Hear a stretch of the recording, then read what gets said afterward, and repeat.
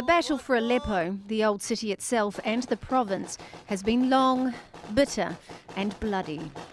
It's raged for around 3 years now, but over most of that time there's been little real change in the balance of power. Syrian government forces entrenched in the west, rebels controlling the old city and the east. That now appears to be changing.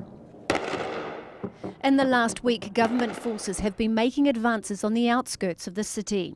They've taken the village of Sheikh Najjar in the northeast and are now attacking the area between the countryside and the industrial city, a distance of less than a kilometre.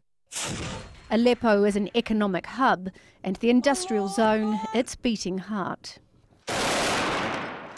Rebel fighters are on the back foot, but they say they're not giving up. Our fighters are there in front of Sheikh Najjar. We are trying to stop the army from moving into the industrial city. We are still resisting despite the bombardment. Infighting between rebel groups in Aleppo has done little to help the opposition's cause.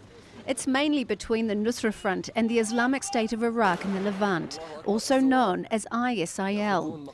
Both are linked to Al-Qaeda, but when ISIL fighters were accused of assassinating Al-Qaeda's envoy in Syria last week, the Nusra Front issued an ultimatum. ISIL had to join mediated talks or be forced out.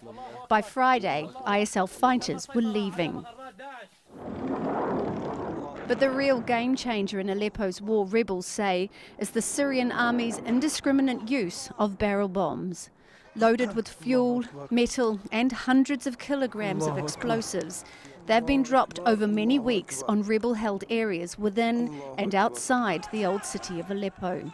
The damage from the crude bombs is clear, the killing indiscriminate and massive. But it's the fear the barrel bombs now generate that holds the power. Areas empty of people are easier to take over. That advantage is now becoming clear in these government advances on this, a thin rebel line. Mereana Hond, Al Jazeera.